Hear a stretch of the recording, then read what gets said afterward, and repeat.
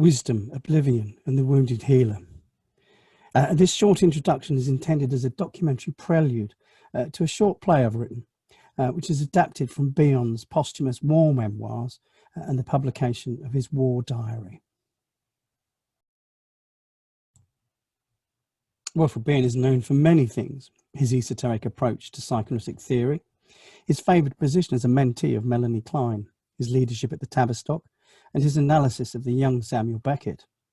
He was brought up in India before returning to boarding school in England at the age of 8, but none of his formative experiences could have prepared him for the trauma that he would face during the First World War when he served as a tank commander. In 1997, 20 years after his death, Bion's war memoirs were published. As well as offering a first-hand account of his experiences during the war, the memoirs also contained a fascinating postscript of an imaginary interview where an 80-year-old Bion interviews his 20-year-old tank commander younger self. This imaginary interview was written only a few months before Bion passed away. In the memoir, he returns in his mind and his writing to his former self. The device of writing a mini play like this is interesting. Today we might call this an auto-ethnography, and the dialogue has some of the hallmarks of a psychotherapy session, pursuing the truth about oneself in the act of healing. Bion's interview with himself throws important light on the long-term effect of the trauma of the First World War and Bion's subsequent lifetime battle with depression. We see in the interview that old Bion, though in the twilight of his days, is still thinking much about the First World War. Bion was known to have bemoaned the limitations of scholarly and academic writing. So his imaginary interview with his younger self perhaps would seem to be an endeavour designed to articulate some hitherto unexpressed truths. I've met a number of people who over the years knew Bion personally, including meeting his widow Francesca when I was researching Bion's analysis of the playwright Samuel Beckett. Those who did not know Bion personally, including many around him, were tended to romanticize him as a heroic tank commander figure who did indeed get a medal for bravery. But we see in the diary and in his interview with his younger self that the idea of a hero needs unpacking.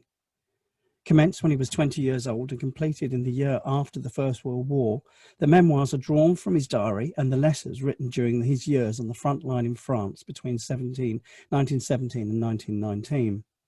Bion was awarded the DSO and Legion of Honour, and many of Bion's colleagues would talk about him as a figure of some considerable sort of authority. However, in the diary we see it's not bravery, but rather it's fear, horror and survival that stands out. Bion records his account of the direct hit on his tank and how he and his crew were trapped and could only escape through enemy gunfire. He tells of how he took the Lewis gun, climbed on top of his tank and sprayed machine gun fire at the enemy in the trees until they scattered. The events are relayed in the diary with plenty of attention to detail, but also a sense of detachment. There is no glory, no sentiment, and certainly no heroicism. Instead, Bion tells us about his fear, his urge towards self-preservation, and his adherence to what old Bion comes to describe as blind duty. Those who would later describe Bion as a fearless tank commander couldn't have been further from the truth, we think. Bion's war diary maps out the dizzying months and then years of toing and froing between the front lines and the longing for the respite of leave.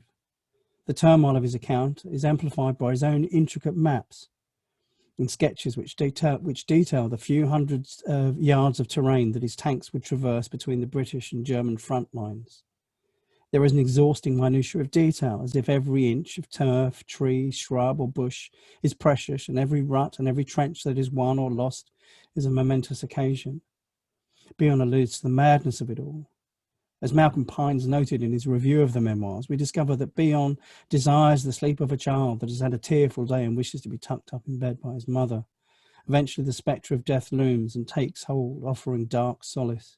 Perhaps here there is what has become known famously as Bion's dark beams of insight. That is, Bion does not illuminate us with light, but rather he teaches us with the darkness. In the end, there is defiance in the face of death, and one gets the impression that this is fueled by Bion's anti-authoritarianism. He berates some of his fellow officers and superiors for their abstention of duty in the face of the enemy. as if they were cowardly wriggling their way out of the frontline responsibility. Bion later admits that he too no longer wants to go out of his way to meet the hostile enemy. At one point, Bion recounts being chastised by a senior officer who all but accuses Bion of shirking. Bion rears up at the commanding officer, but he lets it pass. When Bion finally returns home, there is little by way of a welcome, apart from the solitary old lady who comes out of a cottage waving a flag as the men are marching up the hill. So the diary provides us with insight about the making of Bion and highlights the blood, guts and mud of youth cut from the harshest of times. It illuminates us to suffering that is at the root of Bion and orientates us to his career commitment to working with others who have suffered trauma and psychological misery, particularly psychosis. But the memoirs also offer us a valuable trace of one of the great traumas in the history of mankind.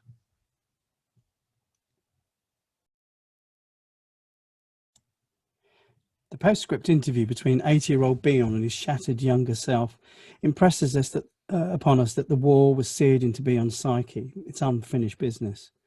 One imagined old Bion sitting in his reading his diary in his consulting room, and out of the shadows steps his younger self, still in uniform, just about ready for demob.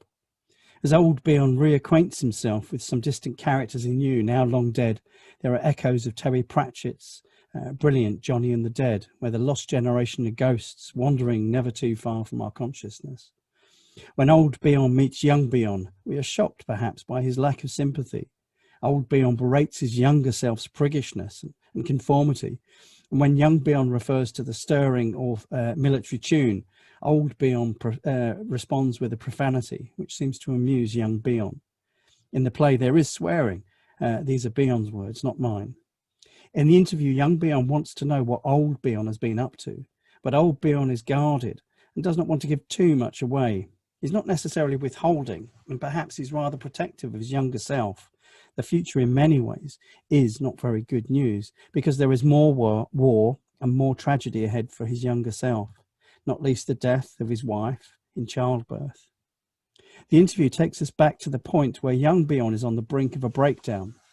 He's wondering with great trepidation about what life will hold for him. The dramatic method that Bion adopts with the device of the interview actually provides us with an insight into how old Bion, the psychoanalyst, might operate, a combination of seeming aloofness, tough compassion, but a searing, merciless insight. It is in many ways a therapeutic situation which provides the backdrop to the dramatic reconstruction here.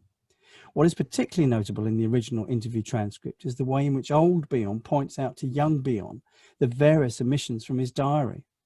In the play, we see how old Bion helps young Bion with a recurring dream.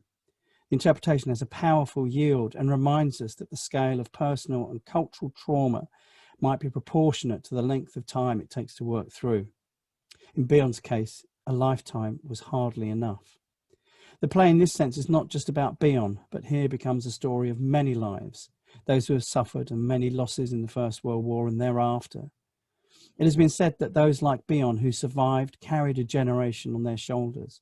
In reproducing the dialogue here in the form of a play, 90% of the transcript is drawn from Bion's own words. Some sections are taken directly from the diary and melded into the interview. There are occasional incursions of lines drawn from Bion's words elsewhere, which I considered relevant. In order to bring the transcript alive in a performance of the piece, one should imagine a backdrop of images and soundscapes which give texture to the drama. It's a project that I've hatched over many years, and I discussed this briefly with Bion's widow Francesca in 2006 when I met her and spent some time in her home and in Bion's library doing my research. But that's another story. So it's with a bit of a heavy heart that we bring you the play, the podcast play today.